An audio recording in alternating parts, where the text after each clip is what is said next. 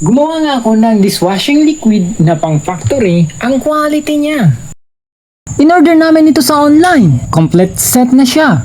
Una na muna naming inihalo ang SLES at salt. May instruction sa papel. Sinunod lang namin. 15 to 16 liters ang kabuuan nito. Isinunod naming inilagay ang 5-in-1, foam booster, degreaser, colorant at lemon scent. Hinalo namin ito ng maigi nasa 30 minutes. Ang nasa instruction, one direction lang ang paghalo upang maiwasan ang pag-apon ng foam. After makuha ang tamang texture, ere-rest ng 24 hours para mawala ang bula sa mixture. Kinabukasan ay isinali na namin sa lalagyan. May kasama na din siyang bottle na 17 pieces at sticker na 17 pieces. Negosyo package na nga ito. Ready pang negosyo. Mabutit success naman ang gawa namin. Thank you so much.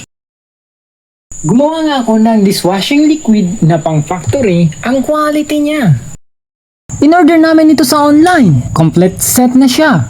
Una na muna naming inihalo ang SLES at salt. May instruction sa papel. Sinunod lang namin. 15 to 16 liters ang kabuuan nito. Isinunod naming inilagay ang 5-in-1, foam booster, degreaser, colorant at lemon scent. Hinalo namin ito ng maigi nasa 30 minutes. Ang nasa instruction, one direction lang ang paghalo upang maiwasan ang pag-apon ng foam. After makuha ang tamang texture, ere-rest ng 24 hours para mawala ang bula sa mixture. Kinabukasan ay isinali na namin sa lalagyan. May kasama na din siyang bottle na 17 pieces at sticker na 17 pieces. Negosyo package na nga ito. Ready pang negosyo. Mabutit success naman ang gawa namin. Thank you so much.